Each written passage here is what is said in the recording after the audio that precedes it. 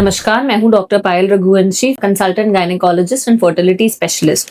आज हम एक बहुत ही इंपॉर्टेंट टॉपिक के बारे में बात करेंगे, जो है प्रेगनेंसी में कितनी सोनोग्राफी करनी चाहिए, क्या सोनोग्राफी से बच्चे को कोई नुकसान होता है या बार बार सोनोग्राफी करना सही नहीं होता है, और टोटल हमें जनरली एक प्रेगनेंसी में यानी 9 महीने में कितनी सोनोग्राफी करनी चाहिए और कब कब करवानी चाहिए। तो सबसे पहले हम ये बात करेंगे कि सोनोग्राफी क्या होती है। सोनोग्राफी एक ऐसी मशीन होती है जिससे साउंड वेव्स एमिट होती हैं।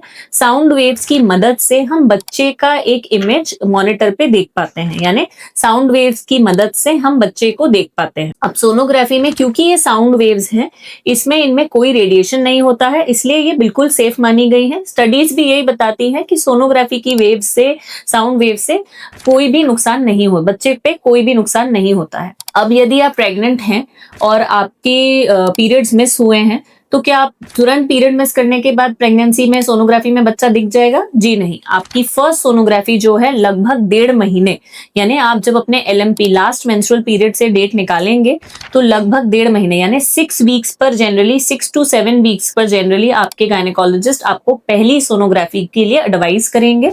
पहली सोनोग्राफी को कहते हैं डेटिंग स्कैन। पहली सोनोग्राफी में हम बच्चे की पोजीशन, यानी कि क्या बच्चा बच्चादानी में है, क्या उसमें हार्ट बीट यानी कार्डियक एक्टिविटी आ गई है।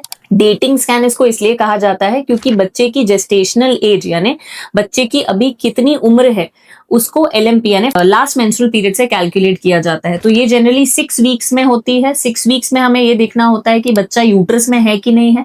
कई बार बच्चे की पोजीशन यूट्रस में ना होकर ट्यूब्स या कहीं और हो सकती है, इसको एक्टोपिक प्रेगनेंसी कहा जाता है। सेकेंडली, बच्चे की एज यानी जेस्टेशनल एज क्या है, बच्चे में धड़कन आई है कि नहीं आई है। इन 3 से 4 चीजों के बारे में देखने के लिए हमें फर्स्ट सोनोग्राफी करना जरूरी है। इसी फर्स्ट सोनोग्राफी से हम बच्चे की डिलीवरी की date, expected date of delivery बता सकते हैं। जनरली 6 वीक्स पे ट्रांसवजाइनल सोनोग्राफी की जाती है। सेकेंड सोनोग्राफी, यदि आपकी नॉर्मल प्रेगनेंसी है यानी आपको प्रेगनेंसी कंसीव करने में कोई ट्रीटमेंट की जरूरत नहीं पड़ी है, आप अभी कोई कंप्लेंट्स भी नहीं है, तो जनरली इसके बाद आपको एक NT-NB सोनोग्राफी यानी फर्स्ट ट्राइमेस्टर, जिसे हम फर्स्ट ट्राइमेस्टर अनोमली स्कैन भी कहते हैं, ये लगभग 11वें हफ्ते से 13वें हफ्ते के बीच में कराने की सलाह दी जाती है।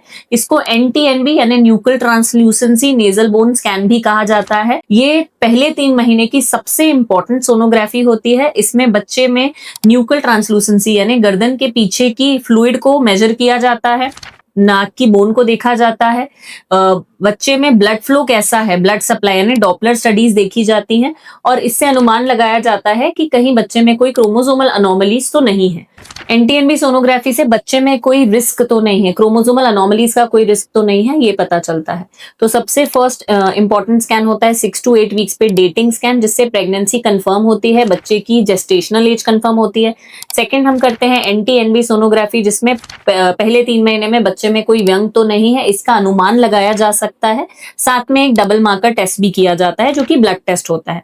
इसके बाद होती है 18 से 22वें हफ्ते पे एक सोनोग्राफी, जिसे कहते हैं टारगेट सोनोग्राफी अनोमली स्कैन। ये पूरे प्रेगनेंसी का सबसे इंपॉर्टेंट स्कैन होता है क्योंकि इसे जनरली 5वें महीने की सोनोग्राफी भी कहा जाता है। इसमें बच्चे का हर एक अंग देखा जाता है, ब्रेन, स्कल, आईज, हाथ, पैर, स्टमक, हार्ट और जेनाइटल स्ट्रक्चर्स, लेग्स, ये सारी चीजें, ऑर्गन का डेवलपमेंट देखा जाता है, और इसमें हम अनुमान लगा सकते हैं कि बच्चे में कोई स्ट्रक्चरल अनोमली तो नहीं है। इसलिए ये एक सही जगह से कराना, एक फीटल मेडिसिन एक्सपर्ट से कराना बहुत ही इंपॉर्टेंट होता है।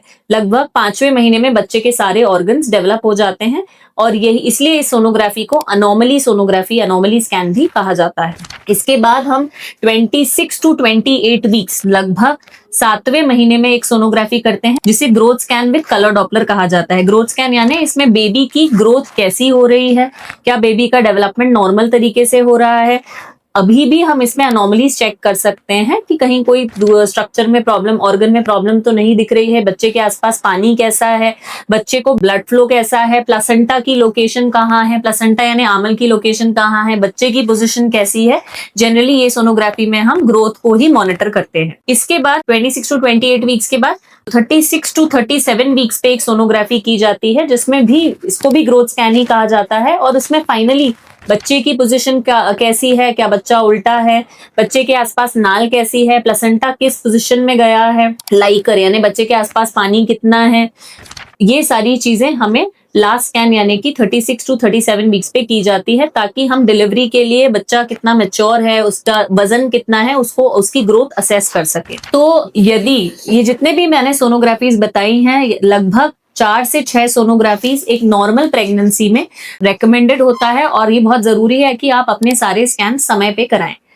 अगर यदि इन सब में एक एक्सेप्शंस हैं, यदि आपकी हाई रिस्क प्रेगनेंसी है, यदि आपकी ट्विन प्रेगनेंसी है, या प्रेगनेंसी से रिलेटेड आपको बीपी है, डायबिटीज है, तो हो सकता है आपके doctor extra sonographies, weekly sonographies, या फिर 4 से 6 से ज्यादा सोनोग्राफीज करने को कहें, डिपेंडिंग कि आपकी प्रेगनेंसी की कंडीशन कैसी है। आशा करती हूँ प्रेगनेंसी में कितनी सोनोग्राफी करानी है इस वीडियो के माध्यम से आपको मदद मिली होगी।